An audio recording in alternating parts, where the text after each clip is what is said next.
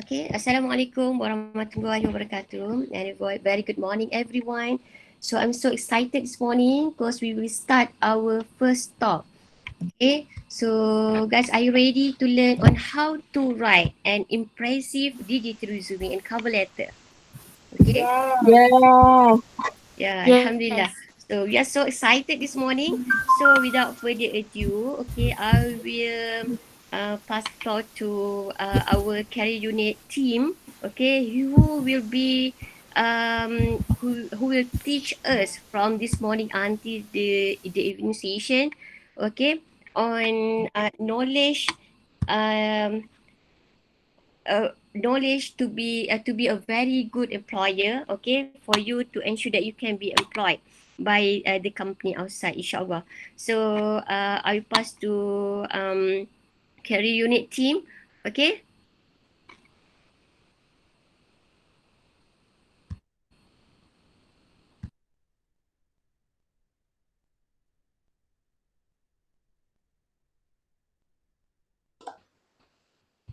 Tak on mic.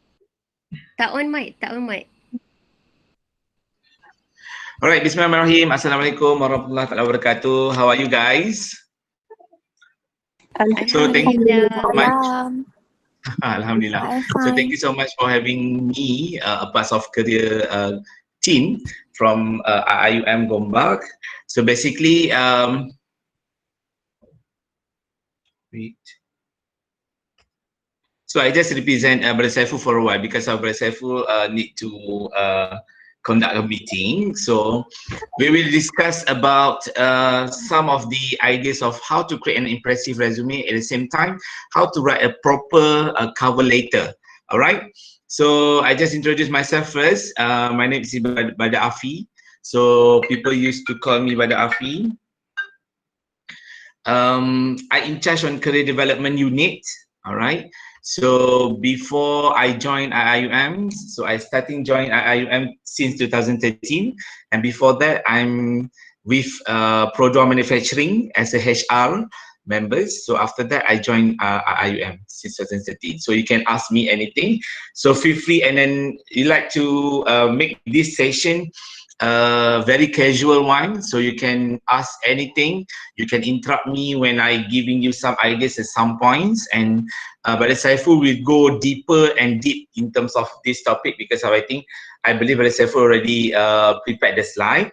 So I just use about half an hour to give you some ideas about industries, and then what is the most criteria or tips that you need to do, and you need to prepare yourself for job hunting. So basically, when we talk about uh, preparing resume, preparing the cover letter, preparing your e-resume and so on, is under job hunting. So what we have to do to hunt for a job that really suit us. All right. So another things that we discuss about career decision making, how you decide on your career, how you decide to choose a career. All right. So most of you are final year student, is it? Is it all of you are final year student, or? Yes. Oh yes. Final year, final semester, is it? No. No. All right. So when we talk about preparing resume, so resume itself will be differ. So differ from each industries, because of when we talk about the resume preparation, some of the companies prefer certain ways of resume. Certain companies prefer resume that really very wordy and so on. So you need to go details, and then you have to explain everything that what you have done, and then what you have involved during your university times. All right. But some of the companies, they really looks at the resume, how you put yourself and how you impress them in terms of the layout, in terms of the design and so on. So it depends on the industries. So that's why the best resume that is you need to prepare according to the industries. You cannot use one resume for all industries. So you get bit differ. So you need to change. You have to put some effort to change a bit about your resume. Most of the time, the content is still the same, but you need to adjust in terms of the layout or the color or the way you present yourself. Okay, that's number one. Number two, when we talk about impressive resume, so Brother Saiful will show you later in details because our Brother Saiful is already prepared the slide for you guys. So second thing is you need to prepare about the word use, the use of words in your resume. So how you want to impress the industries who read your resume, because of, do you know how long the industries or the HR or the recruiters take time to read your resume? You have any ideas about that?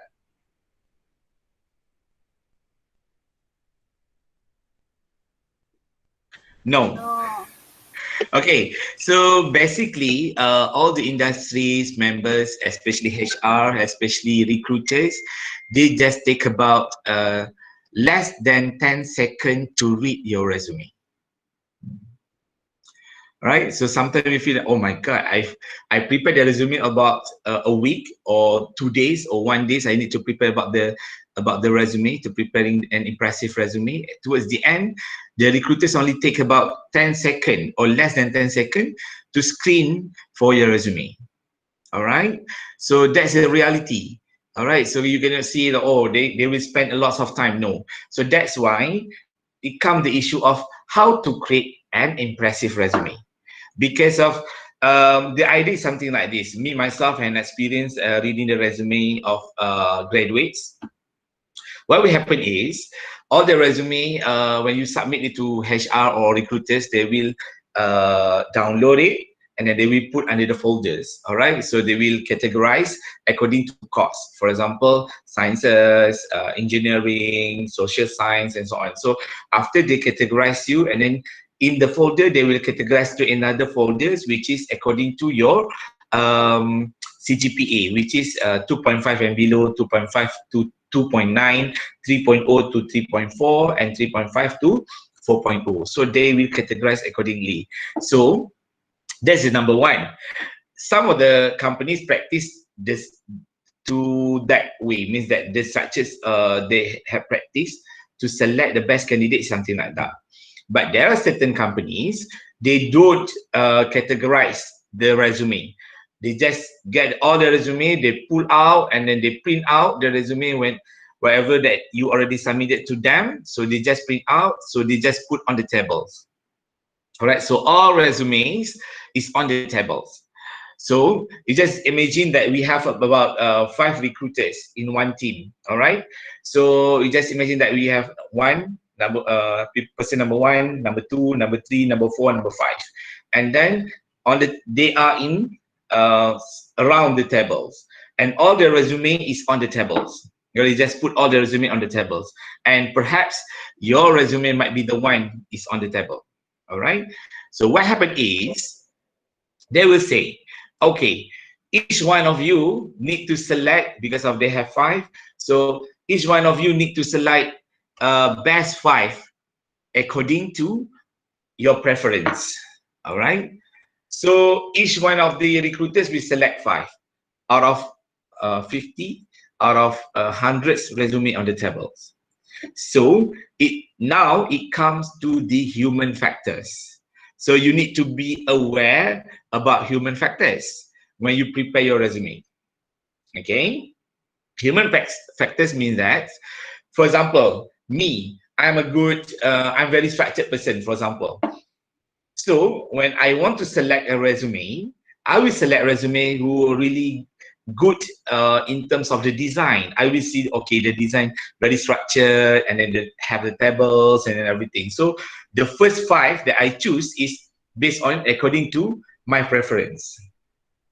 My friends, a second person, perhaps he or she more towards love presentables or presentation. So perhaps she or he will pick the resume in terms of colors. So dia akan tengok macam the first 5 resume yang impresskan mata dia. So dia catch the eye. So dia lebih suka macam color, so dia akan pick yang ada color-color sikit. So that's why resume kena ada colors. Alright, so the third person perhaps are more details person. For example, HR people, the recruiters are more details. So they will looking at the points, alright? And then perhaps another one, very high achievers recruiters, so they will look at the CGPA of the candidate. So yang mana dia nampak CGPA, so the eyes akan go straight away go to education punya parts. So dia akan tengok dekat CGPA. So with CGPA is higher, so they pick the best 5. And then the rest of the resume, they just throw away. So they have 5, so each pick 5, so they have 25 resume to be shortlisted. Sorry. Okay, sorry. Wait.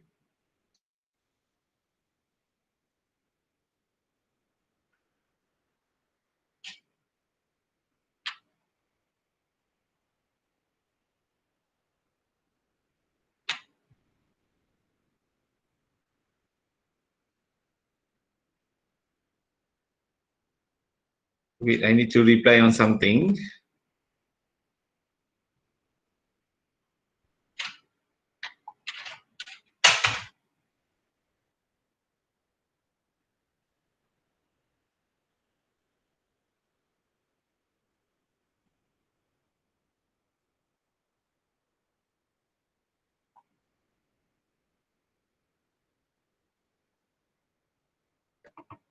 All right, so that's 25 resume that already been selected. So this one they will focus on.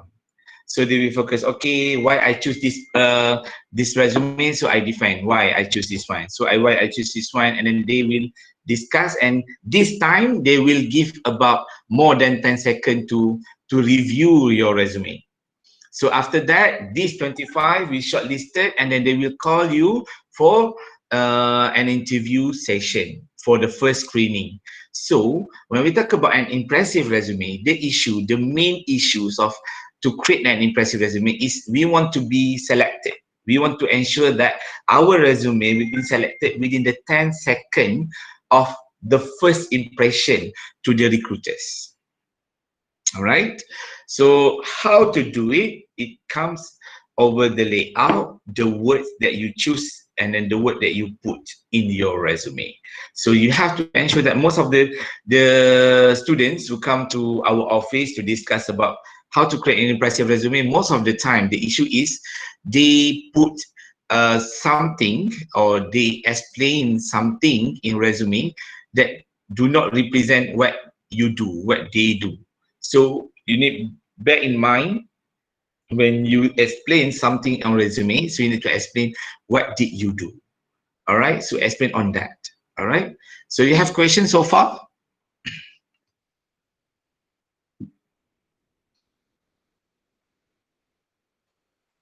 Okay, so the first one in terms of the career objective. So you need to be clear about your career objective. So sometimes people tend to copy and paste from their friends, from their seniors. So most of the time, there's the issue among our students. So they can copy, so the same. So tengok 10 resume pun will be the same. So that's why you need to customize, be your own, all right? So you need to explain. You can be explaining about you yourself, what you do, and then what you love to do, about your passion, about your skills. You can explain and make sure it's not more than 50 words when you explain about the career objective. All right. So perhaps after this, Brother Saiful will show us some samples of career objective. Next, career working experience. That one is very important. All right. So we talk about working experience. Any one of you do not have any experience working? Any? Or most of you having working experience?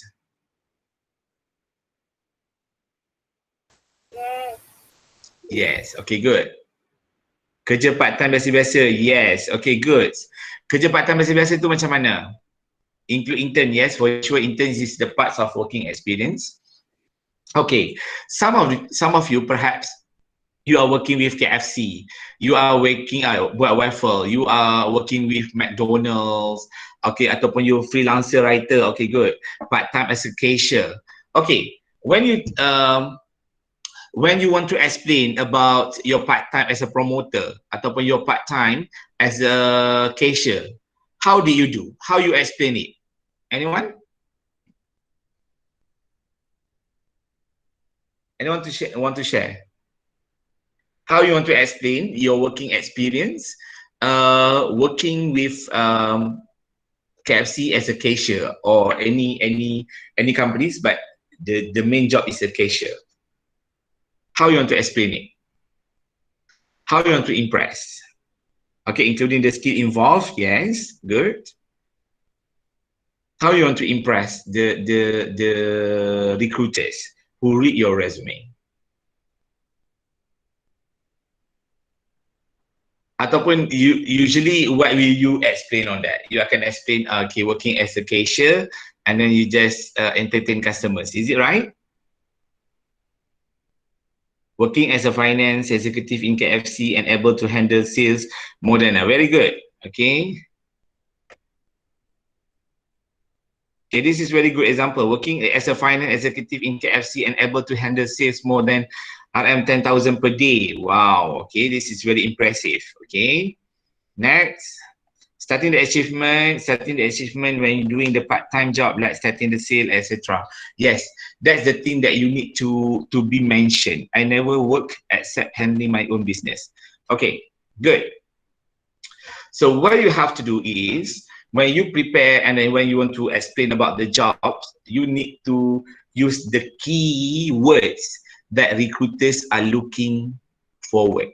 All right, for example, as a cashier, so you need to explain, number one, perform or handling, all right, ataupun manage, the words that you need to use, all right. So for example, perform customer service related activities by handling customer needs and complaint with approximately 50 customer per day.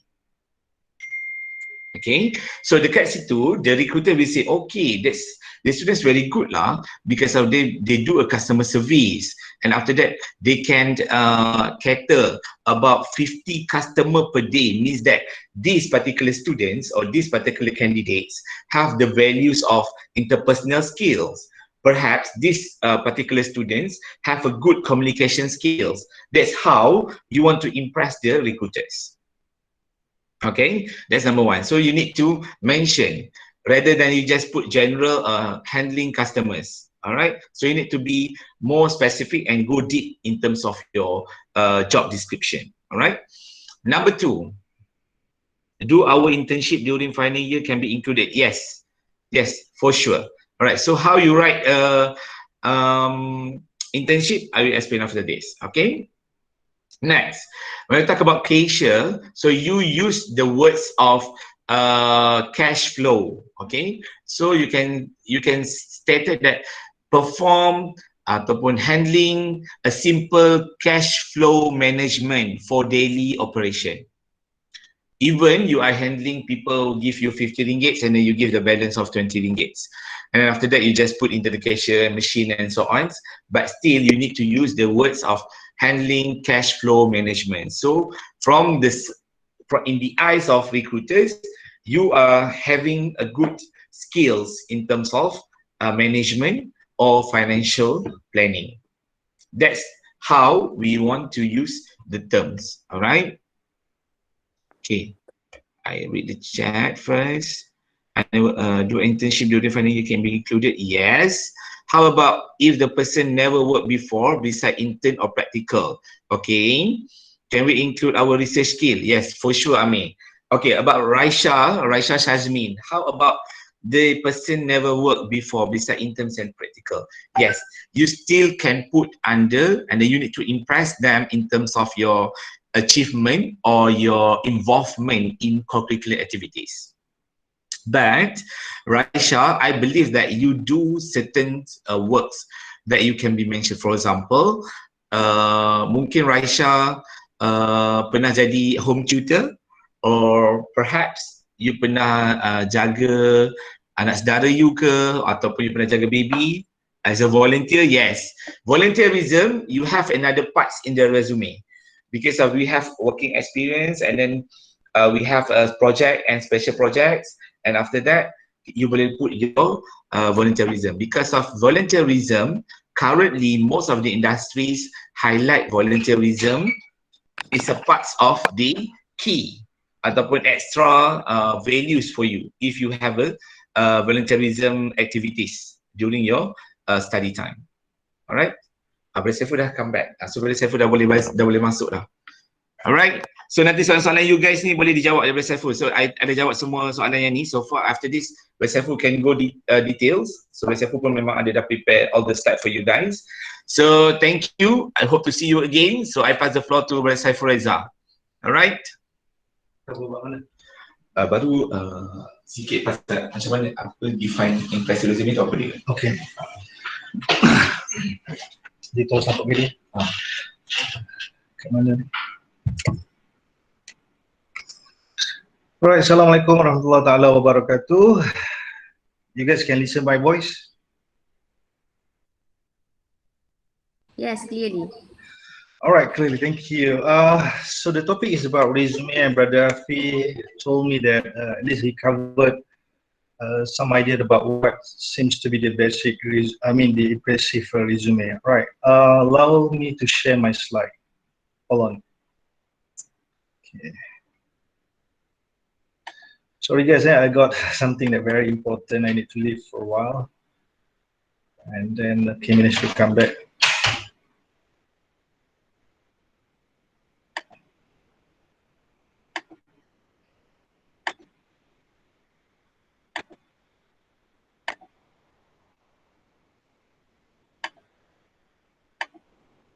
Okay, you guys can see my slide? Yes. All right, thank you. All right, so allow me to begin with how to create an impactful resume.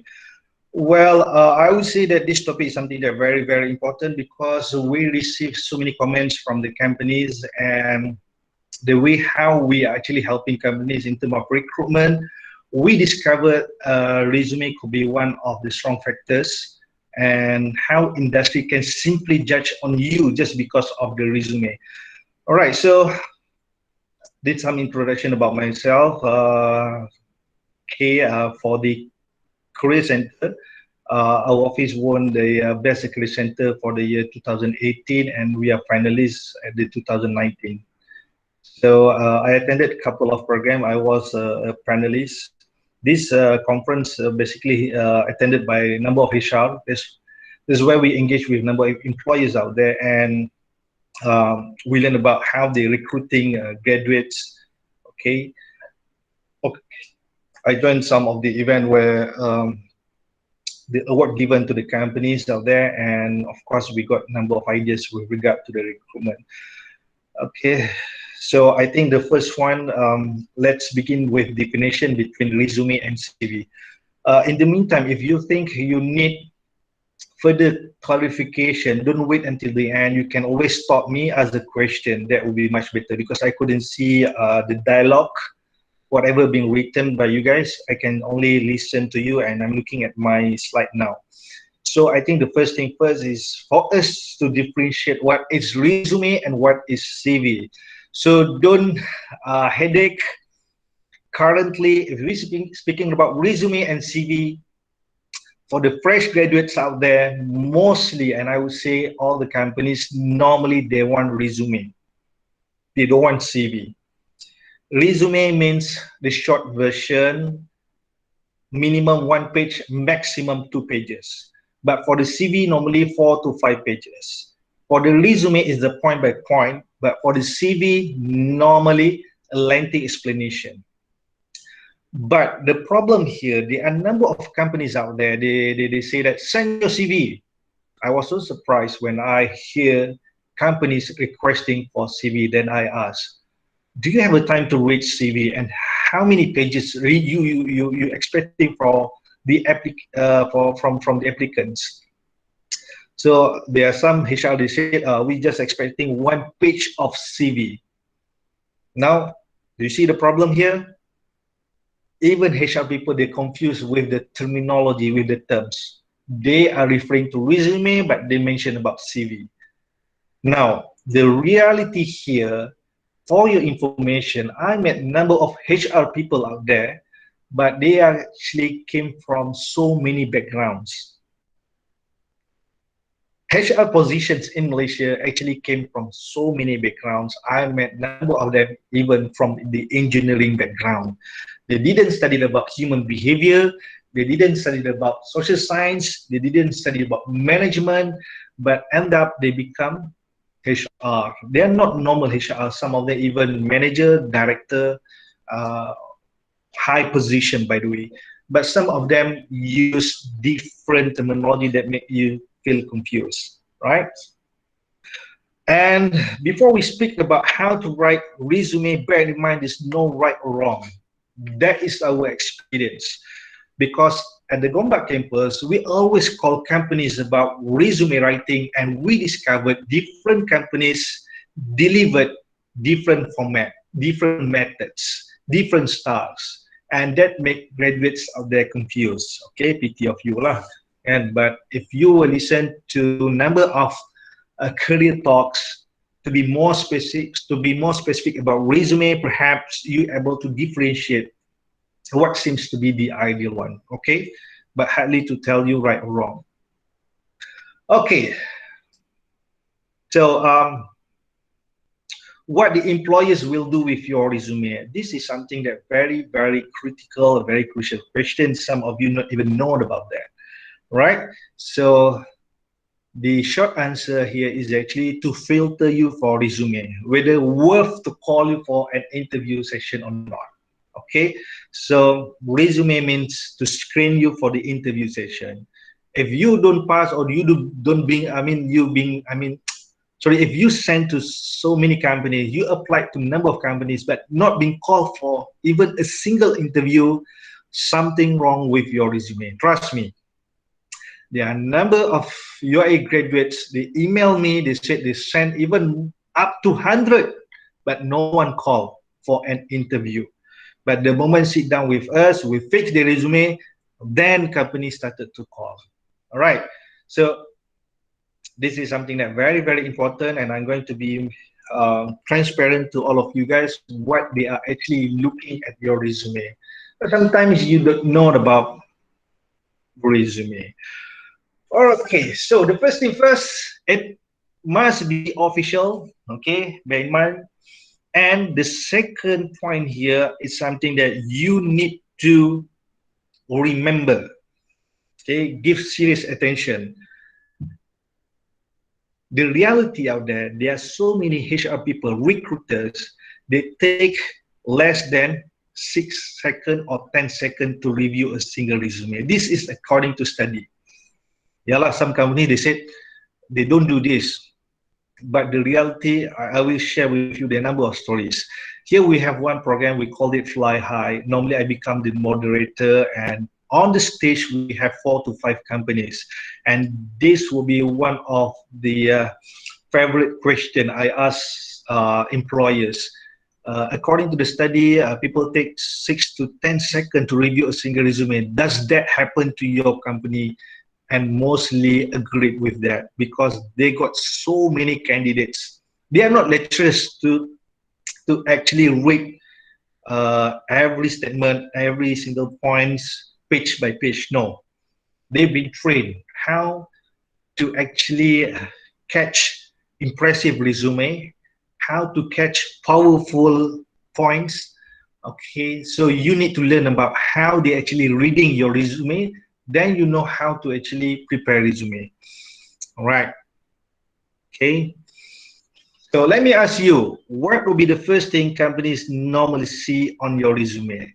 Just imagine this is your resume. What will be the first thing that company look at your resume? Any answer? I would like to hear answer from you guys. Colors. Colors. What else? Thank you. CGPA. CGPA. Thank you. Profile picture. Profile picture. Yes, you should the point. Thank you. This is the bitter reality. Okay. As we call companies, no one will tell you about this because that sounds discrimination happen. But in reality, they are actually affected or influenced by your profile photo. Trust me. Even according to the psychology, there was one study they said, yes, recruiter being influenced by your photo.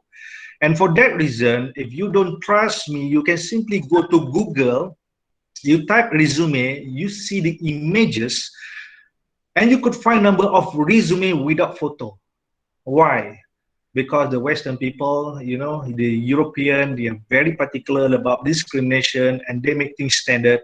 Most resume without photo in making sure companies not biased. But the situation in Malaysia is different. In Asia is different. If we were to have 10 companies, only 3 to 4 said it's okay without photo. The rest, they want your photo. But the moment you are actually giving your photo, you know, that may influence them whether they're interested on you or not. And my experience, sometimes companies ask me to collect resume for their companies, and then we printed all, I handing over, see face to the recruiters. The moment I handed over, you know what, they flip, dia kata, Pul, tak ada yang comel-comel ke? You see, the word came from their mouth, tak ada yang comel-comel ke kan? I pun cakap dengan dia kan, tak baik macam tu tuan, tengoklah betul-betul kan, comel tak semestinya pandai buat kerja. You know what the answer would be, Saiful, we do understand, tapi you kan faham juga, kita kerja stress. Nak juga mata sedap memandang, especially budak-budak internship. See, that's the word. But the professional remarks given by companies yang kata, Saiful, you know what, for management, administration, project based, most of our staff, we need to meet people. They need to engage with people. They need to meet number of our clients and stakeholders. So we need somebody who having good looking. Okay, so selalunya kalau saya cerita benda-benda ni, budak-budak kata, Bro Saiful, tak adil lah macam itu. Yes, you need to bear in mind dunia memang tak adil. Tapi sebenarnya I like to respond this. It's not about you cantik tak cantik. No, it's not about handsome tak handsome. It's how to be presentable. And allow me to actually give you the critical 6 seconds. I love this topic. I simplify into the 6 seconds that I got from number of recruiters out there, how they actually look at your resume. Okay, dia ada 4 points yang sangat critical for you to give focus. Right, the first one here is actually photo. You have to make sure that you punya foto, gambar dia lebih kurang macam ni lah. Dia punya keratan tu paras-paras bahu. Okay, nampak muka you. And kalau boleh belakang background dia plain. Color we don't have a problem here. Sama ada you nak main color hitam boleh, grey boleh, putih boleh, biru boleh. But please avoid red color. We're going to explain why. Why shouldn't be red color. Okay, but to tell you the truth, if possible, pakailah blazer. Baru dia nampak elegant, nampak corporate, nampak presentable. Okay, and try to smile. There are 2 types of smiling. Some of you better smile with teeth. Okay, nampak lebih menarik. And some of you better by closing your teeth lah. Okay.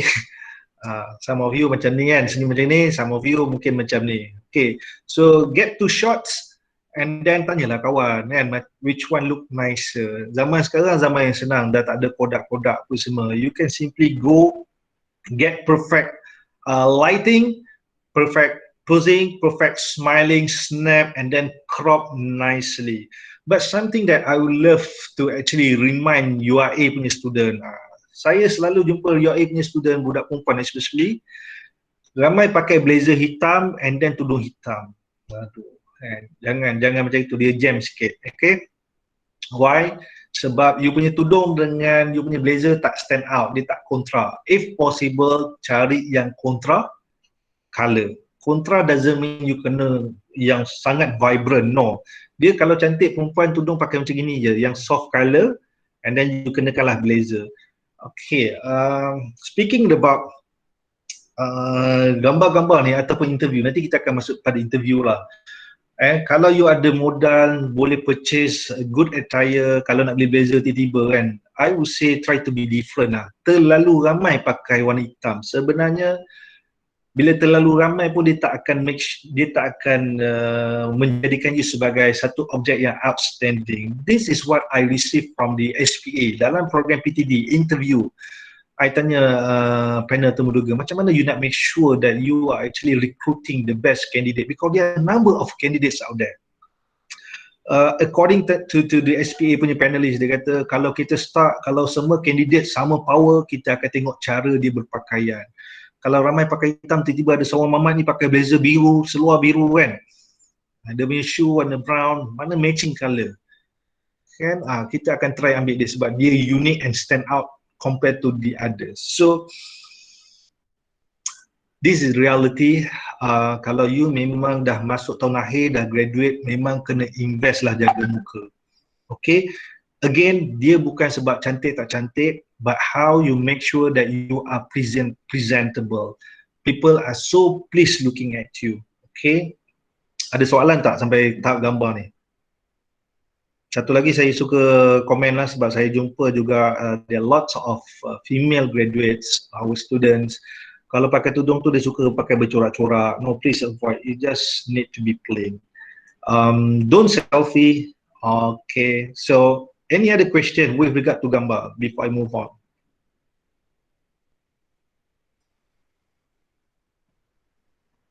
Ada tak ada? Kalau tak ada pun cakaplah tak ada. Sir. Oh ya. What about lelaki punya macam grooming? I mean macam rambut ataupun nisai ke? Okay, good. For your information, better memang you kena shave lah. Misai, janggut kalau boleh memang shave lah. I pun sebenarnya bela jambang, janggut, misai. Tapi kalau I meeting dengan company-company Cina especially or multinational companies, we know their standard, dia punya perception, memang I akan shave. Kalau you tengok I pergi meeting MNC, you takkan bajet I macam staff UAE. This is the reality. And it's not easy for me to bring them to IUM campus. You imagine lah kalau you pun jadi recruiter, tiba-tiba ada satu universiti kan, Kristian jemput you, adakah you akan masuk? For example lah. And there are number of companies, they confess kat I. Dia kata, Saiful, sebenarnya dia hesitate untuk masuk UAE. But after coming, inviting kan, dia masuk, dia jumpa, dia discover, oh punya situation dia agak different. So they got perception. Tapi kalau kita bawa lagi perception tu, lagilah orang kata benda tu akan kacau lah. So shave, make sure clean, okay. And rambut tu bagi lelaki memang you kena ada style sikit lah. Janganlah rambut penyek sikit. Zaman sekarang dah pakai pomade kan, nampak. For example yang gambar ni, dia biasa je style rambut dia, tapi dia naik sikit lah kan, nampak lah dia gambul sikit. Itu fashion sekarang kan. Tapi jangan melampau lah. Dia yang I perasan kadang-kadang budak-budak ni, I'm so sorry, because you terlalu naif. You rasa dunia luar tu terlalu baik, terlalu macam okay, you dah habis belajar, buat resume, kena buat resume. Oh, kena letak gambar kan, korang pun letak gambar. No, dunia ni kadang-kadang memang ada sedikit kejam. Jadi kita kena bertindak macam mana nak minimizekan discrimination. So a very important tips on how to make resume, on how to minimize anything yang people boleh discriminate on you. You kena bear in mind. Kalau you ada idea bahawa manusia akan discriminate aku just by looking without knowing, you akan selamat. Tapi kalau you buat resume because okay aku dah habis, oh aku nak cari internship, kena buat resume, so aku kena buat resume, selalunya you akan buat mistake. Sorry to certain extent, some budak-budak yang memang serious looking for job, memang kalau dah tahun akhir tu saya akan paksa dia untuk workout, turunkan berat badan dan sebagainya. Because I know kat luar sana Yelah, company dia tak cakap, dia akan judge, tapi you akan nampak. Okay, a good question. So kalau perempuan pula nanti kita akan cover lebih lah dalam topik interview. Kalau perempuan pula kebanyakan companies, kalau yang Melayu datang daripada corporate pun dia advise Saiful, if possible advise student is okay sebenarnya pakai baju kurung, tapi kalau boleh advise them not to wear baju kurung to that extent, sebab dia tak nak create bias ataupun perception yang tidak sepatutnya. So nanti kita akan cakap lebih dalam bab pakaian ni masa slot interview lah. But at least you know at this point of time, speaking about gambar, must be presentable. Okay, makeup pun very minimal makeup. Okay. Alright.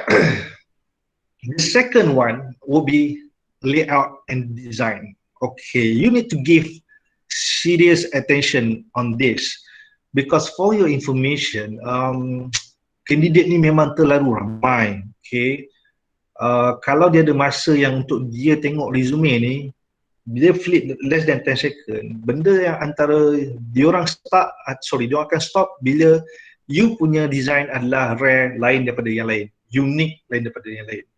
And for that reason, I receive so many comments from the company bila I suka tanya tips kan. Dia kata kalau boleh tell your student jangan pakai template free. Faham tak? Jangan pakai template free. Template free ni meaning to say you can easily retrieve from the words, kadang-kadang daripada Canva. Bila free meaning to say banyak gila orang pakai. Bila ramai pakai, that doesn't make you stand out. And when you are making, when you are using free, ramai pakai, and that one doesn't reflect your computer skills. And speaking about resume, kan I cakap tadi, discrimination. Maknanya, people ataupun recruiters, they are going to be very judgmental. Bear in mind, recruiters going to be very judgmental. Walaupun dia cakap tak, dia tetap manusia. You jangan percaya cakap dia. Diorang tetap manusia, diorang akan judgmental.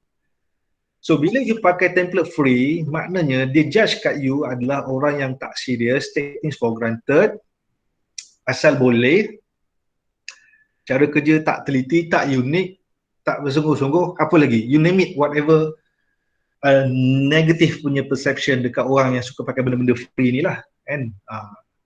Tambah lagi buruk bila you punya layout design tu conventional ni maknanya you pakai senior you punya resume, rupa-rupanya senior you pakai senior dia punya resume, rupanya senior dia pakai dia punya senior punya senior punya resume. Maknanya agak conventional. Ada, saya jumpa lagi resume macam tu. Jangan cakap tak ada, ada.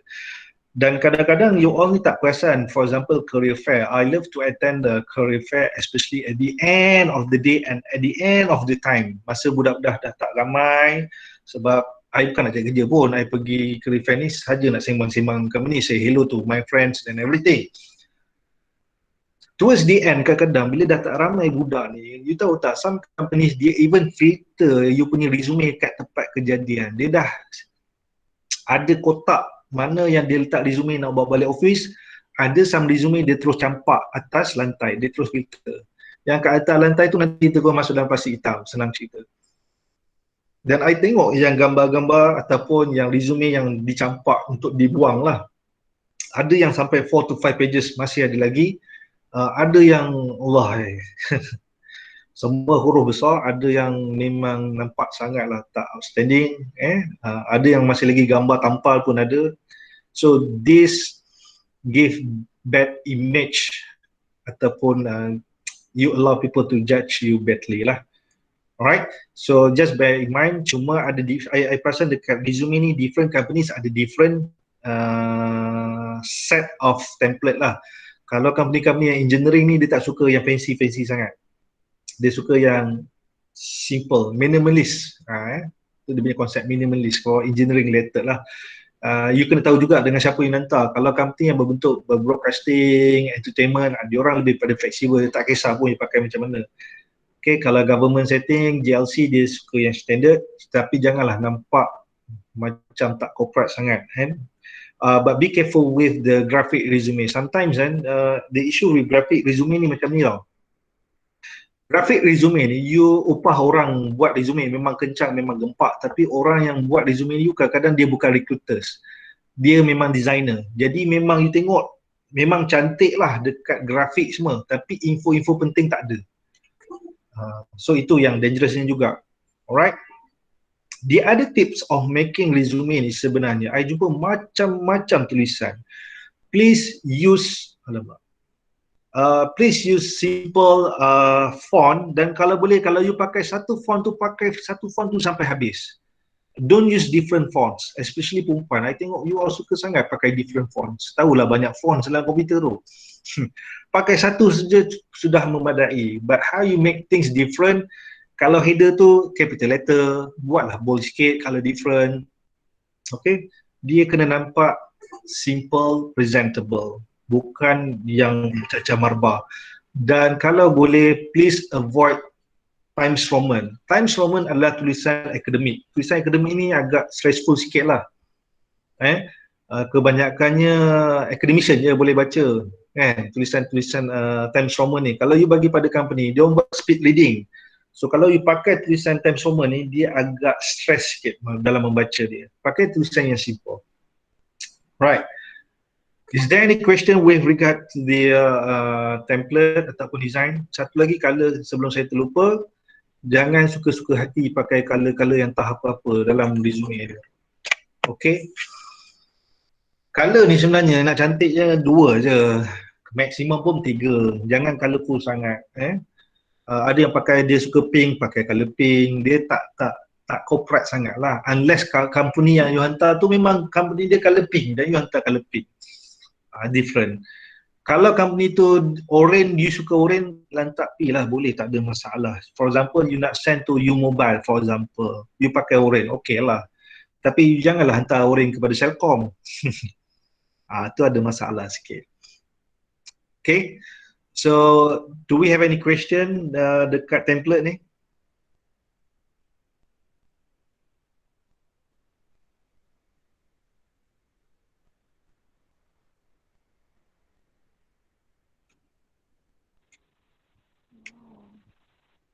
Tak ada? Okay. Tadi saya cakap be careful dengan graphic resume ni. Graphic resume kadang-kadang nampak cantik, tapi kadang you terlepas info-info penting yang sebenarnya company nak tengok. Okay. Alright. Okay. So, something that very, very important, critical. Tadi ada yang mention pasal benda ni. Ya, betul, CGPA.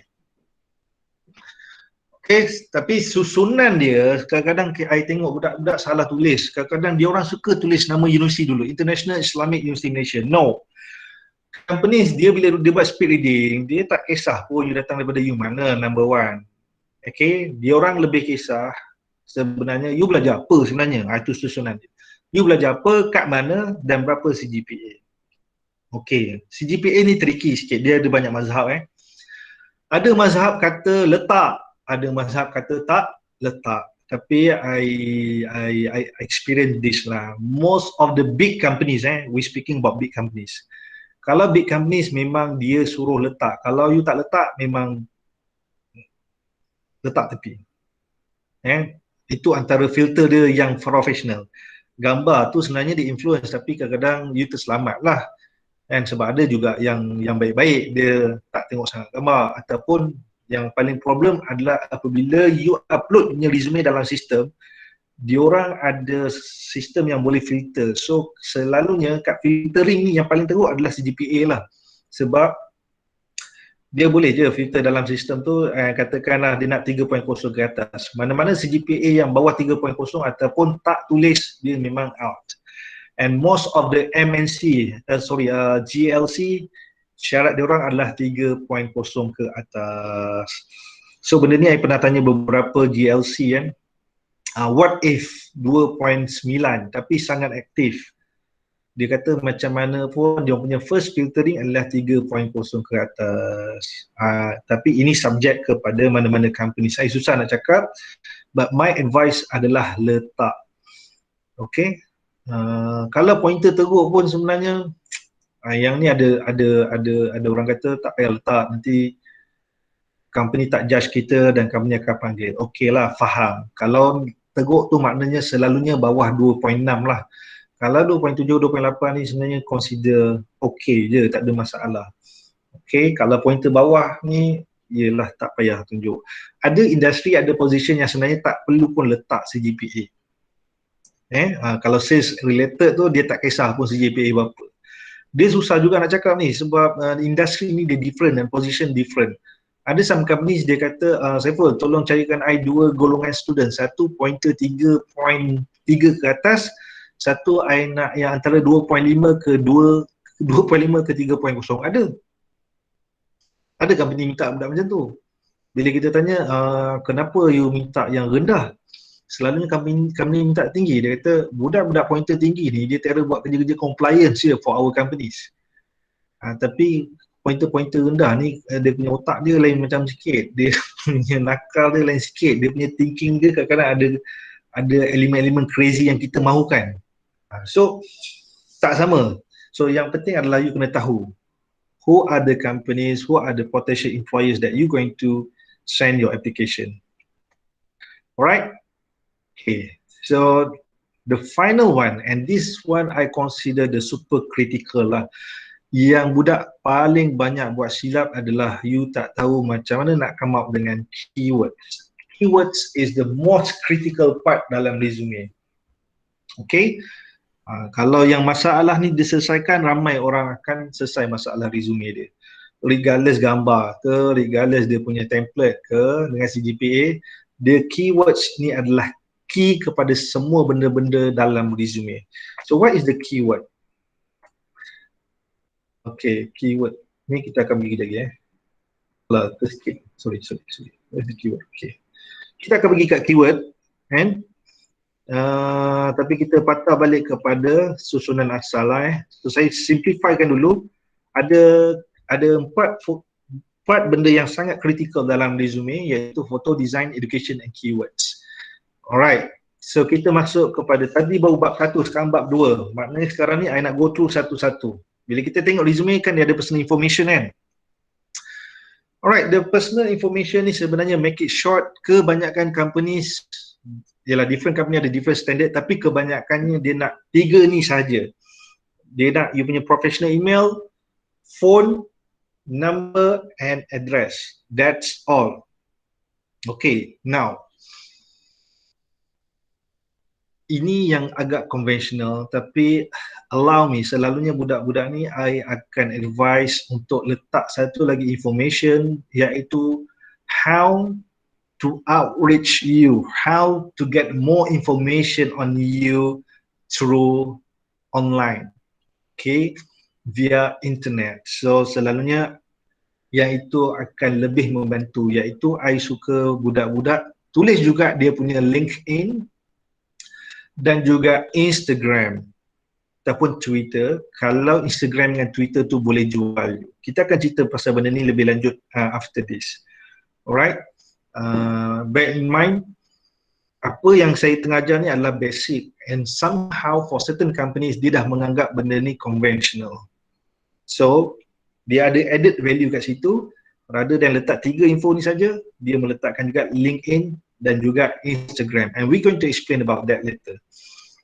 Okay, but the whole idea how to get more information on you. Right, the second point dalam template tu, perasan tak ramai orang buat pasal career objective. Okay, yang ini sebenarnya ada 3 mazhab utama. Satu mazhab dia kata bubuhlah career objective supaya kita faham you all ni nak apa. Okay, so dia punya tips adalah you kena letak satu adjective pasal diri you, position apa you nak dan company apa yang you looking forward. So benda tu senang, dia specific and clear. So contoh dia, for example, dedicated, ni kalau kita ambil ni contoh, dedicated IUM graduates looking for what? Apa position you nak? Spell the position. From company that offer challenging working environment. Cukup. Dia sebenarnya tak payah panjang-panjang. Cukup satu statement saja. You ni siapa, nak apa dan kenapa cari company kami. That is a career objective. And company bukannya bahasa panjang-panjang pun sebenarnya. Okay, the second point here, second mazhab, dia kata career objective ni lame, conventional. Kita orang dah tak baca dah career objective. Kita orang suka budak-budak ni buat summarization about yourself, ataupun ada some resume dia letak profile, iaitu you have to spell out you punya passion, you punya strength and you punya career goal. And ini agak panjang sikit selalunya, but it give better idea for the recruiters, who are you in term of you punya passion, you punya personal strength and career goal, so that they get some of the idea. And the other one dia boleh tengok jugalah, bila dia lengthy sikit ni kelebihan untuk dia tengok you punya English proficiency in term of writing skills. Okay, tapi saya sebenarnya suka kepada mazhab yang ketiga, iaitu mazhab pertama objektif, mazhab kedua pasal summary, mazhab ketiga dia kata tak payah tulis apa-apa, senang, kami tak baca pun. So there are some companies memang dia kata you all tulis panjang-panjang, kita orang tak baca pun, kita orang baca yang point by point je, yang senang-senang je, dan kita nak baca benda yang terus mata dia pergi kepada benda yang dia nak tengok. Okay, alright, ada soalan tak kat sini kalau you confused? Kat sini ramai selalunya confused ni. Tapi kalau you ada resume, you perasan ada budak buat objektif, ada buat profile ataupun summary, ada yang tak buat langsung. So sebenarnya tak boleh cakap yang tu betul, yang ni salah. Alright, the whole idea actually there are different school of thoughts, but to play safe, I would say leave it empty pun okay. Any questions?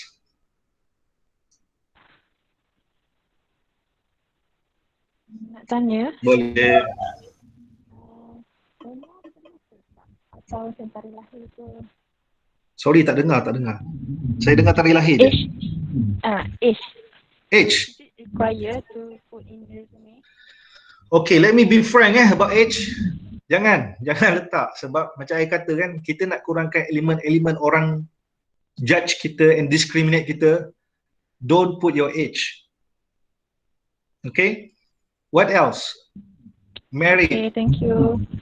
What else? Macam married kan, ada some budak-budak UIA kan laku kahwin awal. Budak UIA kan terhangat di pasaran, dah kahwin awal. So you letak you punya status married. No, don't put your marital status. Tak payah. Biar dia panggil kita pergi interview dulu. Soalan-soalan lain nak tanya masa interview. Ini kadang-kadang belum panggil interview dah judge kita lah. Itu kita tak nak. Betul buat resume, jangan biarkan orang judge kita. Cukup yang saya share tadi, itu ni saja sudah memadai. Kan?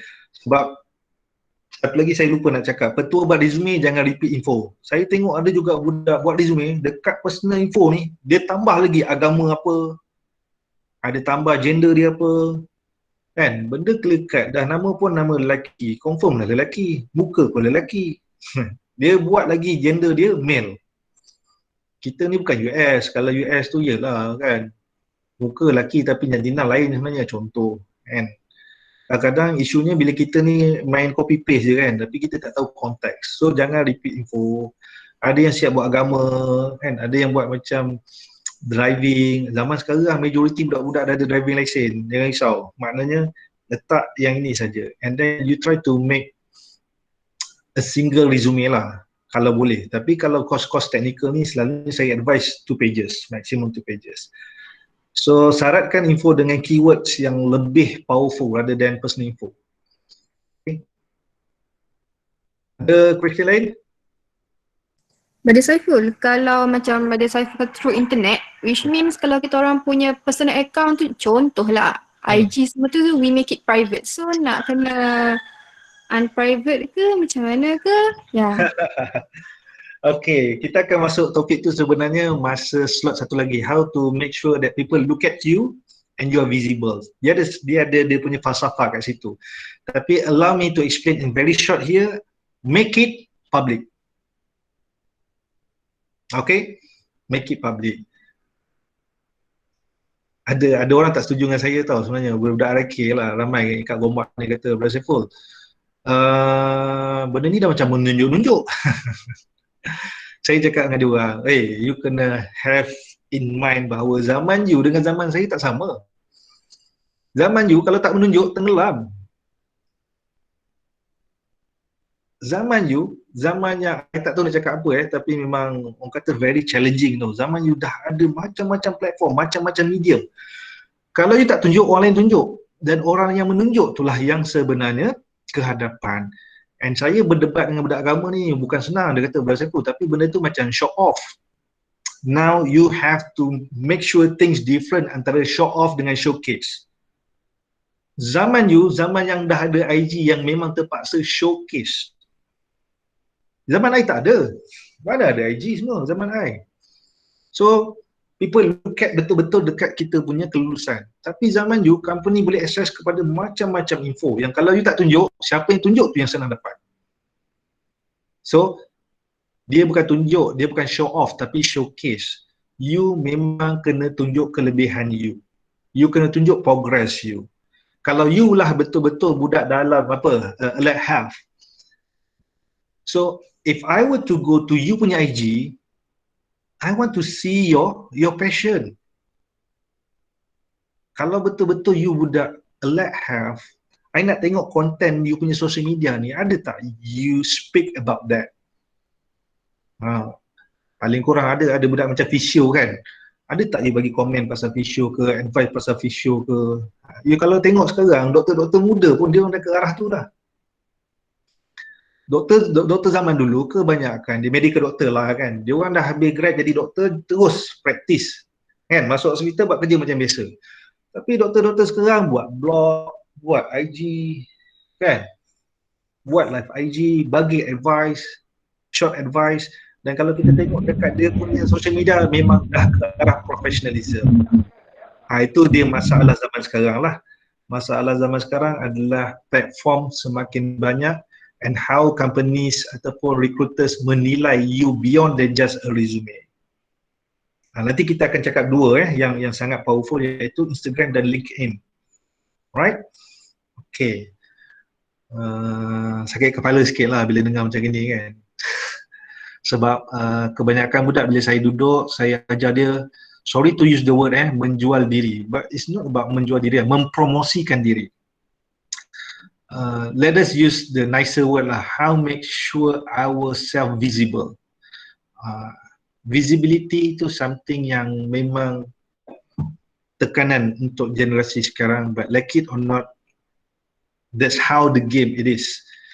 Okay. Sir, can I ask something? Yeah, please go ahead. I hope my question is not offended to anyone, but I heard that kalau you pakai cermin-mata, you akan susah dapat kerja, betul ke? It depends to the position, bro. It depends to the position. Benda tu tak betul. Cuma bila kita pakai cermin-mata ni, dia ada kaedah pakai cermin-mata. Nanti I cover masa interview sikit. Sebab like I said, people judge kita kan. Yes. So first make sure you punya spec ni janganlah konvensional sangat, janganlah zaman P. Ramlee punya cermin-mata for example. Dia tak ada masalah bro cermin-mata ni sebenarnya. Tapi orang tengok, orang akan judge cara you pakai cermin-mata tu. Kalau muka you bentuk bulat, jangan pakai cermin-mata bulat. Itu aspek grooming lah. Sebab cermin-mata ni bro, dia part of fashion sebenarnya. So ada orang dia pakai cermin-mata, dia lebih nampak smart, lebih nampak educated, lebih nampak macam cerdik lah senang ceritanya kan, walaupun tak pun. Tapi kalau you minta jawatan-jawatan yang berkaitan dengan macam researcher dan sebagainya, bila pakai cermin-mata, benda tu meyakinkan. Nah contoh. So it's not serious matter, but how you present yourself dalam cermin-mata tu, itu penting. Janganlah pakai cermin-mata yang zaman Tok Kadok, tak kena dengan muka, lepas tu sengit. Semua orang lihat lah. Jangan sampai cermin-mata tu orang lihat you sebagai nerd. Tu je. Saya rasa soalan dia macam itulah, dia punya concern. Jangan sampai orang lihat cermin-mata sebagai nerd, tapi cermin-mata juga merupakan kelebihan, orang boleh judge you sebagai somebody semata. It depends how you bring that spectacle dalam pemakaian diri you. So that's my answer. Okay, thank you. Alright. Okay, so yang ini kita dah cover. Kalau nak soalan-soalan tu yang terdahulu nak raise balik pun tak ada masalah because this one something that very very important. Kadang-kadang nampak soalan tu bodoh tau, simple, common sense, tapi sebenarnya it's something that very significant. Alright, education ni sebenarnya cukuplah sampai degree CFS dengan SPM. Dia macam itulah. Dan cara penulisan tu must be what is your major, your institution, CGPA and then duration. Cukuplah macam tu. Kalau you tak ada masalah. Tapi kalau budak-budak agama ni sebenarnya saya buat contoh macam ni lah. Bachelor of Social Science. Sebab sebenarnya for your information, this is the bitter truth lah. I'm so sorry but I have to tell you this. Kebanyakan recruiters saya jumpa kat luar sana, sebenarnya 60 to 70% of them adalah Chinese and Indians. This is the bitter truth. Kalau you tengok HR Melayu ni kebanyakannya dekat GLC companies pun. Tapi GLC companies ni dia punya percentage kat Malaysia ni berapa persen sangat. And majority sebenarnya Chinese and Indian. Kalau you ambil Usuluddin, you tulis Bachelor of Usuluddin, confirm dia tak faham apa. Kalau you tulis Bachelor of Fiqh and Usul Fiqh, maknanya you dah buat orang judge you dah. That's why saya ajar budak-budak ni, tak kisahlah korang belajar apa, letak je Bachelor of Social Science. Ini dalam konteks budak Social Science lah. Tapi dalam case you budak Science, letak je lah Bachelor of Science and then you punya specialization. Because for your information, the market out there sebenarnya open untuk budak Science. I got number of employers, dia kata untuk management dia tak kisah pun apa-apa background, tapi diorang suka budak engineering yang budak science. As long as you are okay and you always want to cross field and then learn something new. Because for them, budak-budak engineering dengan budak-budak science ni budak-budak yang flying colours. It just a matter you all satu ketika dulu tak tahu job market macam mana, tak buat proper career development, tak buat proper career decision making, main ambil je courses, tiba-tiba accidentally there. And speaking about the survival, tiba-tiba you kata, I don't mind nak kerja apa sekalipun. There are some companies actually looking forward for engineering and sciences. They don't mind to upskilling you, send you to short courses, and then of course you hold a position yang memang jauh daripada apa yang you belajar. Okay, so benda tu pun could be a good selling point for you to address if you consider cross-field. Okay, kadang-kadang budak-budak ni bila dah lepas education tu dia letak dia punya co-curriculum activities. But for your information, I met number of companies, kadang-kadang zaman sekarang dia kata dia orang tak kisah sangat pun kat curriculum. Sebab dia orang tahu co-curriculum ni memang kebanyakan budak join. Kadang-kadang bersepah macam-macam. Tapi diorang lebih interested dulu tengok what makes you different from the other candidates adalah work experience. Dia masalah apabila jumpa kandidat yang memang tak ada work experience, yang itu memang ada masalah. Because for your information, dekat work experience ni lah yang terletaknya keywords yang very very important. Okay, that's why my advice, kalau ada tahun 3 ke kat dalam ni ataupun yang belum pernah pergi praktikum lagi, it's ada kan?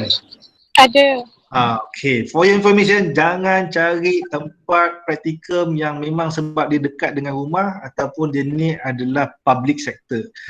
Kalau boleh, if possible, you go, the highest level is actually to join any multinational companies. Because dekat situ dia ada bagi weightage dekat you punya resume. Ada budak-budak kadang kat UIA ni dia orang pergi praktikum nak HR tapi praktikum dekat UIA punya HR. Memang saya halau lah. Kalau dia minta advice saya tak bagi. Why? You have to understand dalam industri ni dia ada ranking-ranking dia. Kalau you pilih praktikum dekat UIA, education industry lah dianggap sebagai industri yang paling slow compare to IT punya industri. So IT sangat laju, education sangat slow. So nanti nak compare macam mana? So if possible you join the multinational companies untuk merit yang lebih besar. Okay, as I said, people are judging you based on you punya informasi dan sebagainya lah. So go for the highest. Alright. So how to make it? Let us give a try. Ada budak dia tak letak langsung dia punya pengalaman kat tempat-tempat macam ni. Dia kata sebabnya bro saya kerja part time je ataupun bro macam tak relevan dengan apa yang saya study. No. You silap lah kan. Especially kalau dalam konteks working experience sebenarnya whatever yang you kerja, company kadang-kadang dia melihat kepada karakter ataupun you punya exposure tu, dan dia cuba relate macam mana you masuk kepada company diorang nanti. So I ambil 3 benda yang paling simple ni lah. Kebanyakan budak-budak ni dia ada experience kerja 7-Eleven, kerja Watson, Starbucks dan whatever franchise ataupun retail lah. Let us have a try. Selalunya working experience ni you nak tulis apa? I want to hear from you guys. Agak-agak you nak tulis apa? Tulis kita kerja kat mana, Okay. dan berapa lama, position apa. Okay, betul. Yang itu tak ada masalah sangat. Okay. Cuba you tambah lagi bro. Apa you punya description masa kerja dekat, katakan you kerja Watson. Apa benda you nak cerita masa you kerja kat Watson tu? Cerita mungkin kita buat semua dalam arranging sort of items, cashier, Okay lagi? stock, Stock. customer service. Yep. Okay, now yang ini saya nak betulkan ramai budak pertama dia buat kerja-kerja yang sangat-sangat clerical. Sebenarnya if you put clerical punya statement, company tak impress dekat you. Okay. Okay, number one, kita pergi work one by one. Kadang-kadang yang masalah pula budak-budak ni dia dah practical, dia dah ada kerja part time bagus, tapi dia tak tahu nak tulis macam mana.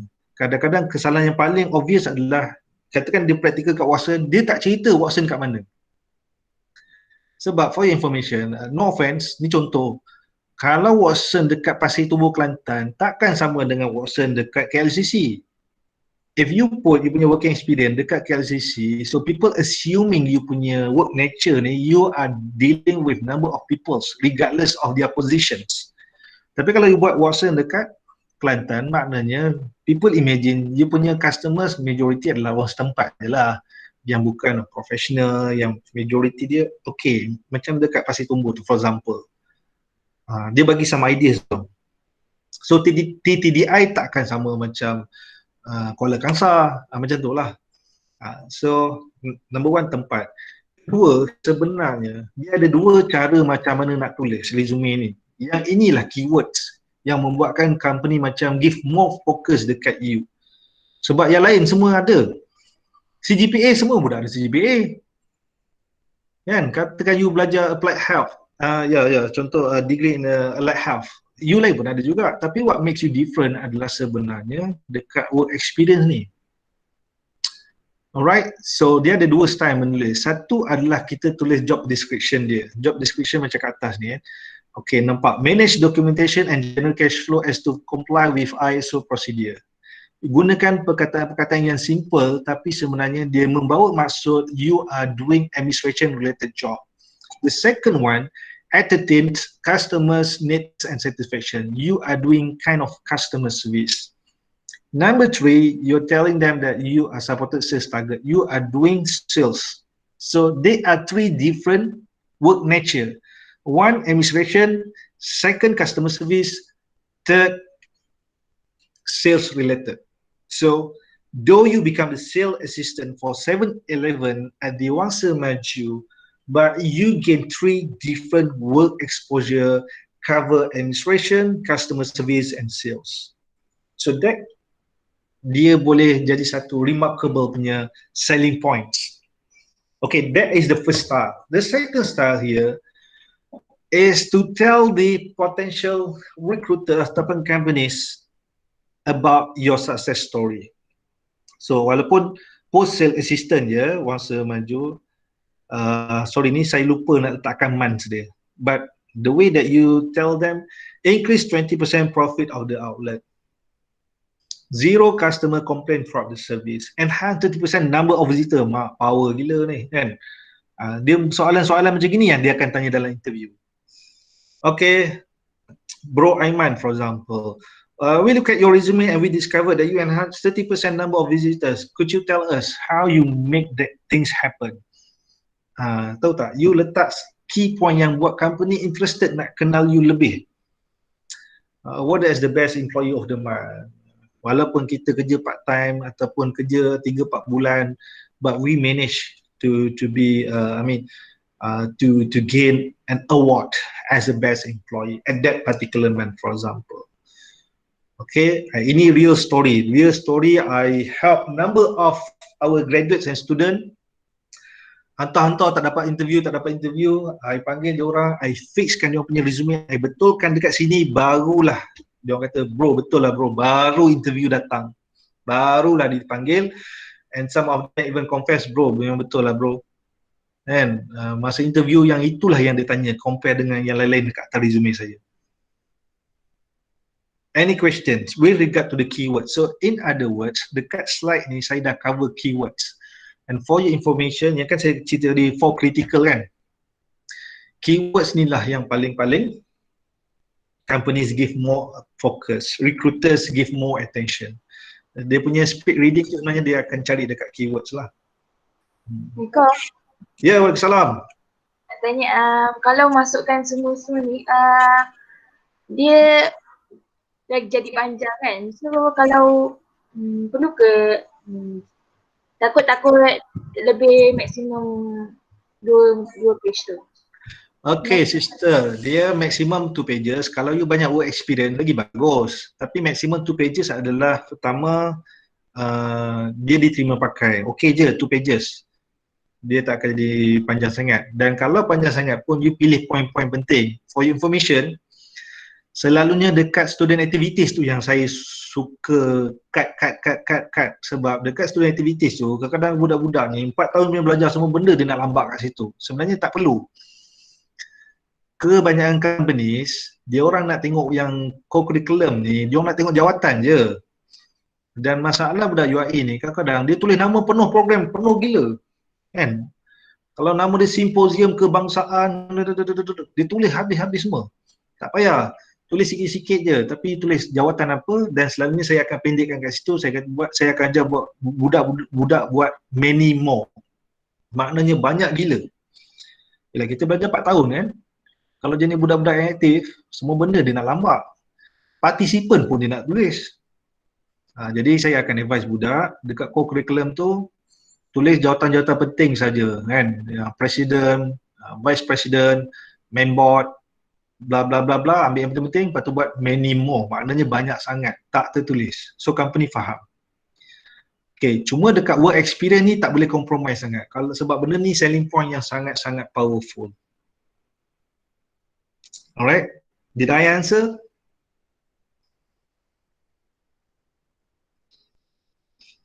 Yes. Okay, satu lagi saya nak share sikit lah work experience dalam alam kan. Saya ada bantu budak sains macam you guys lah, dia sains sains bio if not mistaken. Tapi dia belajar dekat UK di bawah JPA. Dia balik cari kerja dekat 2 tahun tak dapat, lepas tu dia ambil master dekat UIA yang ambil enjin bawah bioengineering something, biochemical. Okay, sebab sekarang ni bio dengan chemical dah bergabung kat engineering. So masa buat master tu kemudian dia dah kahwin, dah ada anak seorang. Dia struggle juga to find a job. Hantar-hantar company tak panggil, and then she came to see me and I look at the resume. She got a good working experience lah, dekat 4 ke 5 work experience ever since they return back to Malaysia. But the problem here, no offense, I'm so sorry, kelima-lima dia punya work experience semua bersandarkan education background. Okay, education maknanya dia jadi cikgu tuition, dia mengajar dekat Smart UIA, dia jadi cikgu ganti, semua bersandarkan education background. So dia pula apply kerja macam-macam industri kan. So I nampak itulah masalah dia. Again, like I said, company suka judge dan company melihat sebenarnya education background ni industri ni adalah industri yang sangat-sangat slow. So dia tak akan bawa you ke mana. So saya betulkan dia, saya kata okay, you ada work experience lain tak? So she told me dia ada buat part time business dia buat Mary Kay sebagai agent. Tahu kan Mary Kay yang all this cuci muka, kosmetik bagai lah. Dia kata dia buat untuk tampung kehidupan je, bukan kerja biasa pun. Saya kata put it in the well written punya statement, because yang itu yang company nak tengok. So mula dia hesitate, tapi saya cabar dia, saya betulkan dia. Then I asked her to send to the companies. Barulah dia dipanggil. Dia dipanggil dan benda tu sangat relevan dengan dia punya bidang pun. Dia dapat offer bahagian yang berkaitan dengan sales. Tapi nanti saya share dengan you career development ni macam mana, walaupun benda tu sales. Sales yang berkaitan dengan bidang dia punya, dia pun tak sangka. Dan dia kena station dekat Gleneagles, Prince Court dengan Ampang Puteri. Something yang berkaitan dengan bio something lah. Tapi dalam position sales, at least dia dipanggil untuk interview. Tapi at the end dia reject, dia tak nak buat sales. Tapi sekurang-kurangnya dia dapat offer job untuk buat administration from the same company yang panggil dia for the interview. So that how the story. Okay. Alright. Okay, this one I'm not so sure dekat budak allied health, budak science. You guys ada FYP ke tak ada? But for your information, this one is a very, very important and considered critical. You all ada FYP? Ada. Okay. Tips dia kalau you belum buat lah. Tips dia, number one, kalau boleh FYP you kena offer solution kepada current industry. Number one. Number two, FYP you memang kena berdasarkan apa yang industri tengah rancak sekarang. Jangan buat yang outdated ataupun yang tak popular ataupun yang tak ada keperluan dalam industri. Number three, FYP ni lah juga yang sebenarnya company interested sebab it's your idea. Kalau orang putih, FYP ni lah yang akan jadi project dan jadi kepada big business macam Facebook, ni semua FYP untuk budak IP. Banyak apps yang kita pakai yang popular sekarang ni adalah asal usulnya adalah FYP project. Budak-budak universiti. So company suka tanya. And for that reason, number 3 ke number 4, my advice FYP ni janganlah you cakap it was my lecturer's idea, I just supported the idea and we work together. No, benda tu memang kills company punya interest to hire you. It must be came from your idea. Kalau betul pun datang daripada lecturer, tak payahlah. Orang kata telus suci murni sangat sampai tahap betul serang macam tu. And dia akan kill the idea untuk companies hire you. Okay, so this is another keyword yang sangat-sangat penting. You need to put a simple description, maybe 3 to 5 points. And if possible, highlight success achievement. Kat mana FYP you berada sekarang? Some student FYP tu hanya sekadar FYP, dah dapat markah habis, but some students dia punya FYP tu become greater project. Ada yang sampai dipatentkan. Okay, so nampak macam FYP, tapi sebenarnya is a big thing for the company. Okay, this one pun sangat penting, tak kisahlah you nak letak kat mana, tapi I suka dia stand alone. Kalau ada header co-curriculum tu, I suka budak-budak keluarkan. Because I discover company ni kadang dia kata, ada some company dia tak pandang pun co-curriculum because dia ada idea macam ni. Dia kata, budak-budak ni datang program sebab nak merit je, nak stay inside the campus ataupun dipaksa datang. Dia bukan volunteer basis. Tapi kalau speaking about social work and volunteerism is your own proactiveness to join ataupun to actually to give yourself, to contribute to the society. It's your own choice. Nobody push you. It's greater lagi kalau you join NGO yang memang well established lah. So that would be good point. Achievement kalau ada, letak. Okay. Extra activities macam saya cakap tadi lah. Make it simple point and take high position only. Tak payah yang partisipan tu tak payah letak lah. Cuma masalah kadang-kadang budak-budak ni ada yang daripada day 1 sampai habis tak pernah join program. Itu masalah sikit lah. Nak terpaksa lah letak partisipan kan. Sebab kita tak boleh menipu pula kan. Nanti menipu-nipu kan, ditanya tak boleh nak jawab. Okey. Yang ini ada dua mazhab itu yang nak cakap susah betul. Jadi ada yang kata kalau boleh language tu you rating yourself.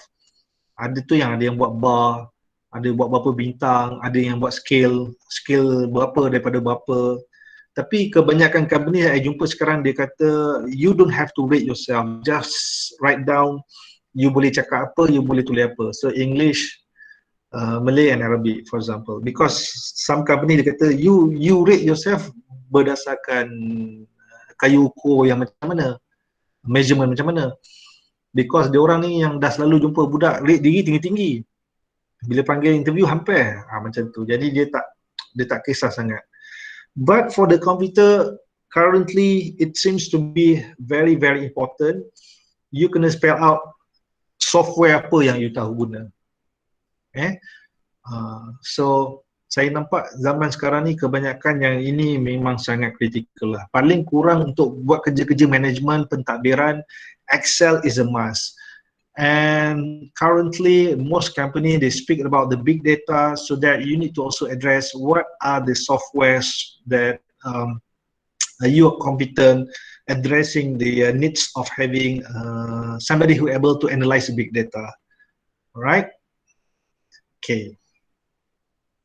Okay, ada info ni sebenarnya aksesori lah. Accessories. Boleh letak, kalau ada ruang, tak letak tak apa, tak ada masalah. It just giving some of the ideas. Who are you for companies to consider more? Tapi some companies dia suka tengok. Interest ni sebenarnya jangan sembang benda-benda yang merapu. Interest ni cukup lah. Yang benda-benda berkaitan dengan company yang ataupun berkaitan dengan dunia kerja you. Okay, for example, ada budak dia suka tulis interest in sports. Go ahead. Most companies dia pandang tinggi kat budak-budak sports because if you were to put sports, meaning to say you are fit, you are bold, tough-minded, macam tu. Kalau you tulis interest travelling, go ahead. Letaklah, bagus. Sebab dunia kerja yang sebenarnya memang nanti you akan disuruh travel ke sana ke sini. So if you love travelling, it should be no problem to you. What else? Interest ni you kena letak juga apa yang berkaitan dalam bidang you kalau you minat, kan? Something wrong kalau you belajar IT tapi you not interested in the sophisticated technology ataupun you tak interested in technology, something wrong. Macam I psychology tapi something wrong kalau I tak letak volunteerism as my interest, I tak letak pasal human development as my interest. So kalau you budak-budak like have ada interest yang kena berkaitan lah untuk you spell out di situ. Alright? Kat sini lah yang company akan tengok nanti dekat you punya IG tu. For example sport. Okay, tengok sikit IG ada tak gambar-gambar sport, tengok tak run sana, tak run sini, tak jog sana, tak jog sini. Nampak je simple IG tu. Tapi itulah platform untuk menjual. Sorry lah, don't use the word menjual lah, mempromosikan diri. Or make yourself visible. Kalau you nak tunjuk kat company bahawa you sebagai seorang yang fit, pergilah buat 10 km, tengoklah pace you berapa, kan? Berapa minit you complete 10 km. Barulah company kata, oi budak ni power ni. Macam tu lah. Mungkin ada yang tersenyum zaman masa saya cakap ni, mungkin ada yang menggeletar, mungkin ada yang kecut perut.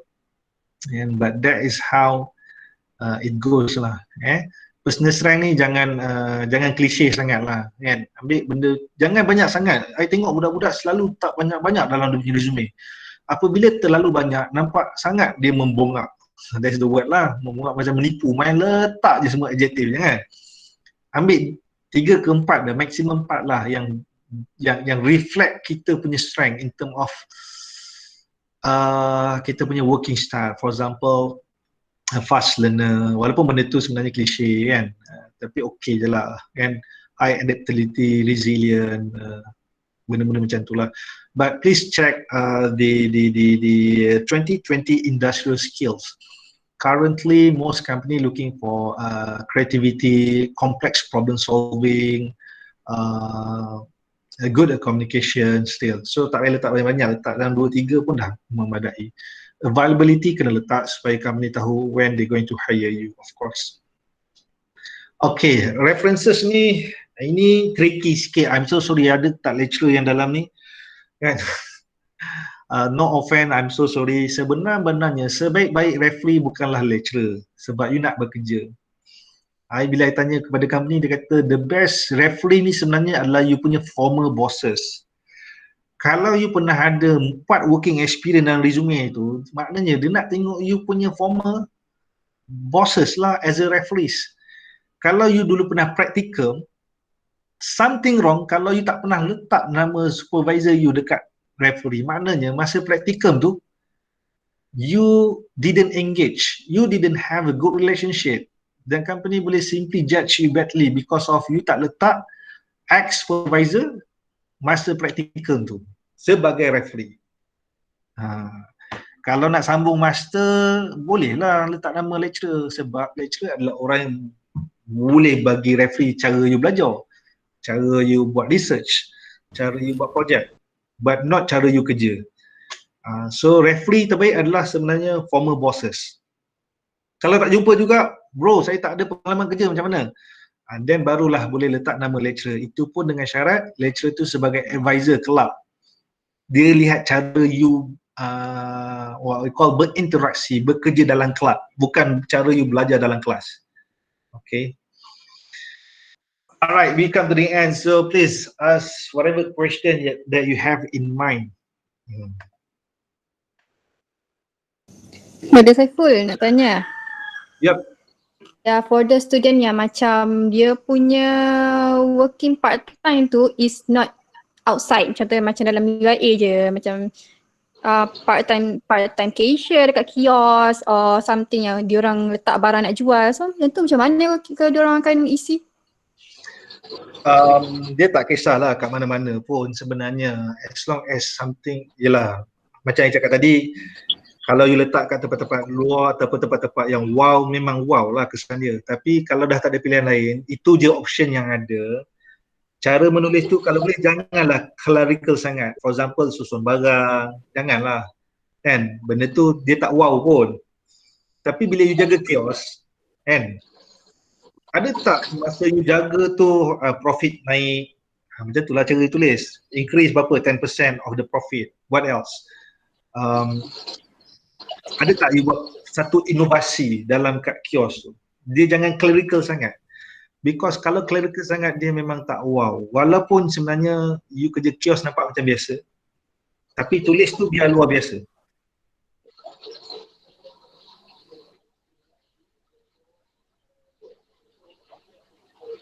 Nak tanya? Okay.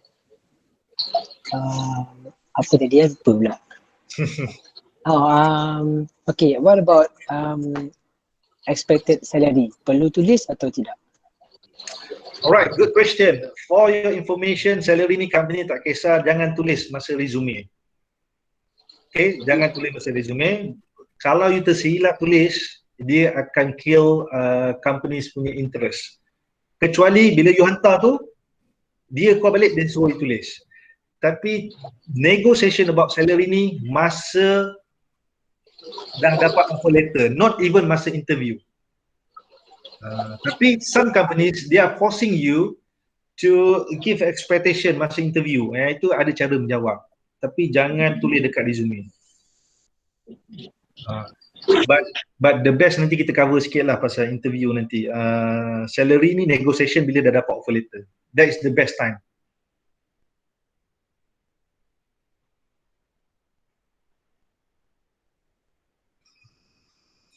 Okay, any other questions? Resume. Nampak benda tu simple tau, tapi sebenarnya yeah, I don't mind to take whatever question from you guys. Kalau achievement on part-time work tu kena include evidence, tak perlu. Benda ni semua tak perlu evidence. Nanti masa interview dia tanya tu, nanti baru you akan berhadapan lah. But normally dia tak tanya evidence pun. For your information, saya tengok kebanyakan student kadang-kadang cara you fikir you stuck, yang ni tak ada evidence, yang ni ialah kita fikir macam tu, kita fikir agak structured. But for the companies, kadang-kadang masa interview tu, cara you menjawab pun dia dah suka kat you, itu memang solve everything. Especially the private company ataupun multinational company, dia orang tak banyak, dia orang tak renyah sangat lah. Yang renyah sebenarnya SPA sebenarnya. SPA ni dia kalau boleh transkrip pun dia tak nak, dia nak yang scroll.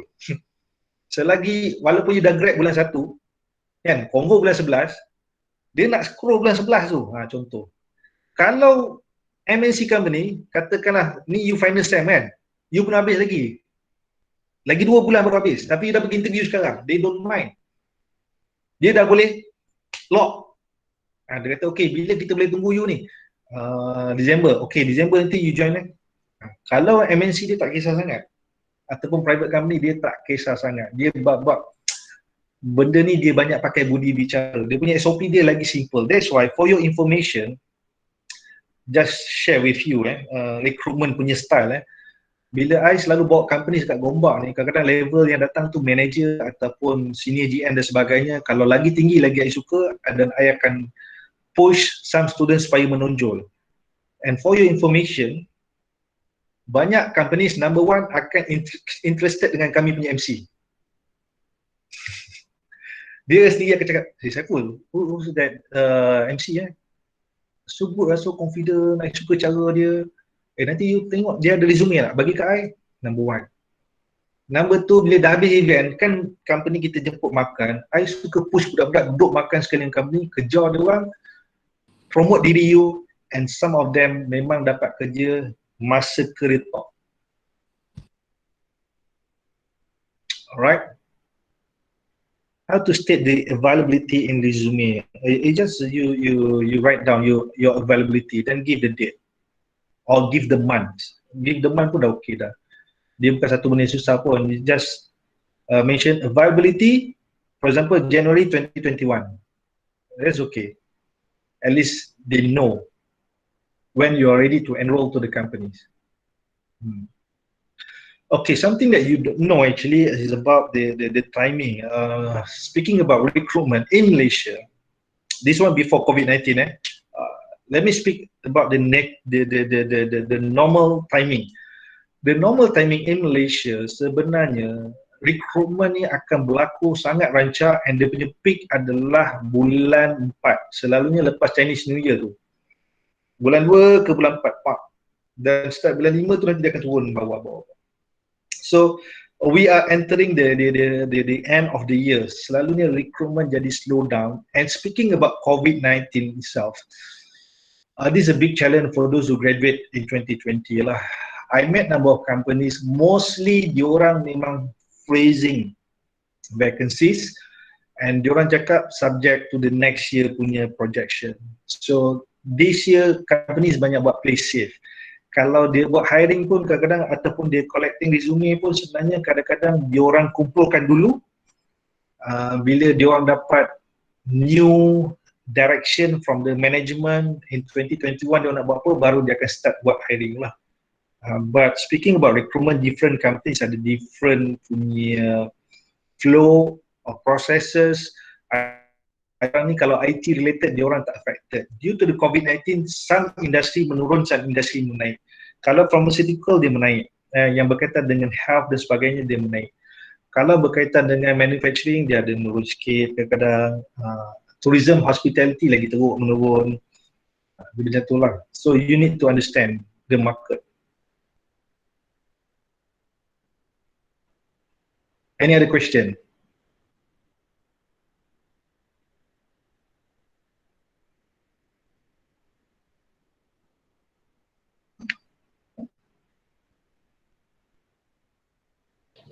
Assalamualaikum. Assalamualaikum. Nak tanya, yang untuk multinational company tu contohnya macam mana? Okay. Let me be frank with you lah. There's something that you need to understand here, that there are so many companies say that we are the best English speakers compared to the other public universities. For that reason, there are so many multinational companies looking for RIUM graduates. So apa itu MNC? According to the Invest KL, You have to understand the operation. Dia setiap negeri ni dia ada invest Johor lah, invest Selangor lah, invest Penang. Their job here is actually to call company-company yang ke overseas tu buka operation dia di Malaysia. Okay? For example lah, ambil contoh paling mudah Uniqlo lah. Katakan baju kan. Uniqlo tu company Japan, tapi dia suruh buka franchise di Malaysia. So Uniqlo dah jadi MNC lah, multinational company. Shell, ExxonMobil, itu contoh-contoh oil and gas. Schlumberger, company-company yang luar negara. Itu contoh-contoh MNC. But for your information, speaking about the Invest KL alone, Invest KL dia ada 81 companies, if not mistaken, yang the recent yang dia orang beritahu kepada kami. Dia bawa kat Malaysia, setting dia punya operation di Malaysia. But now Invest KL kena komen teruk jugalah dengan multinational company ni, sebab dia orang dah setting companies dekat Malaysia tapi susah nak dapat workers. Workers among Malaysia, sebab kita ada isu English proficiency. That's why sometimes you can see there are so many people who join multinational company ni adalah budak-budak yang datang daripada private universities. Kadang-kadang Chinese, Indians.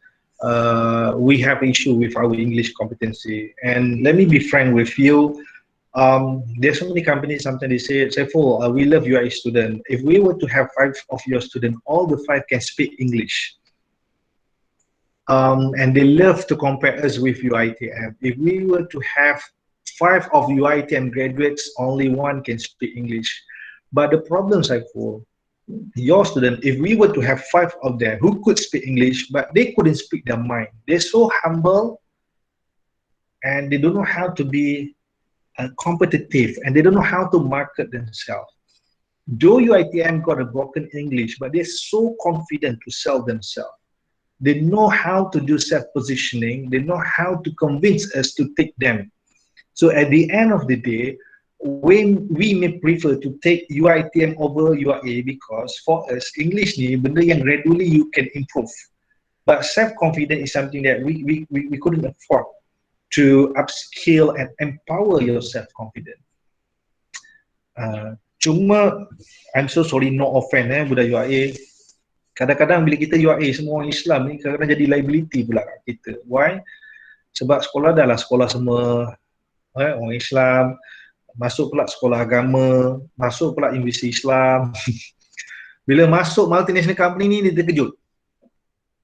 Dia terkejut tiba-tiba bos dia ada tattoo kan, rambut karat kan, pakai bangle. Lepas tu multinational company ni dia banyak culture dalam tu. Itu jadi terkejut.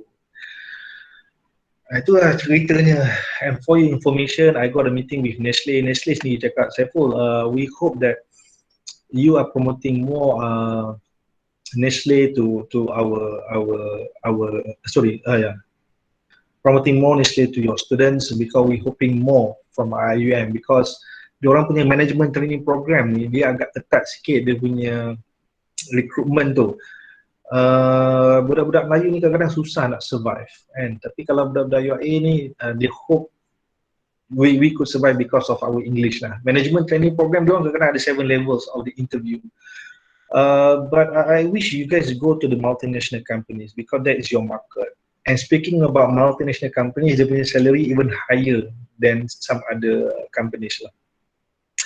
Kalau macam Nestle tu, dia punya management training program memanglah 7 levels, tapi dia punya salary 4,500. Some companies, MNC even bagi you 5 to 6,000 tau. This 5 to 6,000 equal to gaji orang kerja kerajaan hampir lebih ataupun kurang 10 tahun. Orang kerja kerajaan 10, kalau pegawai 10 ke 12 tahun baru dapat gaji 6,000 something.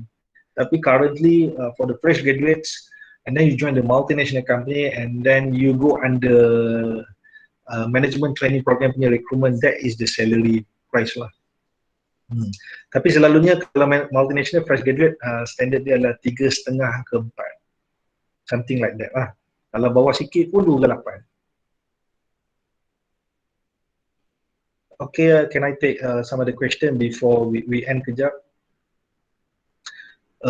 Ada some saya sikit tadi gender, kalau pakai tanjak tak apa ke untuk company Melayu? Tak payah pakai tanjak bro, ini memang kena official. Walaupun dia company Melayu, tak payah. Pakai standard saja. Kalau yang achievement part time tu kena include evidence, tak perlu pun, tak kisah. Volunteerism needed any certificate as a proof, tak perlu. Sebenarnya IG dah cukup sebagai proof. Macam saya cakap, certificate ni semua old school, conventional. Zaman you all adalah satu zaman yang agak mencabar because evidence tu macam-macam boleh tunjuk. Kan? Dan online satu tekanan lah for you. It could be tekanan, but it could be advantage. Up to you how you interpret and how you make use of that. Kalau you rasa benda ni satu dugaan besar, jadi dugaan. Kalau you rasa benda ni satu, orang kata kelebihan, dia jadi kelebihan. But it's a good time untuk you showcase. Alright, ini ada with resume. Before we move kepada second pukul 12 pasal visibility. Betul. Brother Saiful, our second talk will be know how to search and being search for a job. Okay. It should be start at 12. So I think maybe we should stop this session so that you can take a few minutes for break. Okay. Tapi baca kopi sendirilah nampaknya. I Tak cannot serve apa. you. Okay, so everyone please, I know that you are so excited with the topics, but we need to give Brother Reza break a few minutes so that we will continue with the second session, second talk.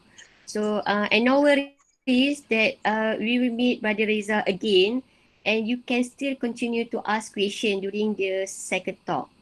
Boleh kan Brother Reza? Boleh, Even boleh. though dia berkait dengan talk yang pertama pun can be asked during the second talk, right? Dia interrelated. Okay. Interrelated. Okay. So thank you so much everyone. So please, okay, for the second talk, for second session, you have to you have to use the link for the second talk, not using the same link for talk 1. Okay? So you can check the link, okay, through our Google, our Facebook group. Okay, so I think that's all. Thank you so much, Brother Safriza. Okay, we meet again at 12, insyaAllah. Alright, cool. Okay. We meet Okay. again. Thank you, Okay. Doctor. Thank you, everyone. Okay, see you again.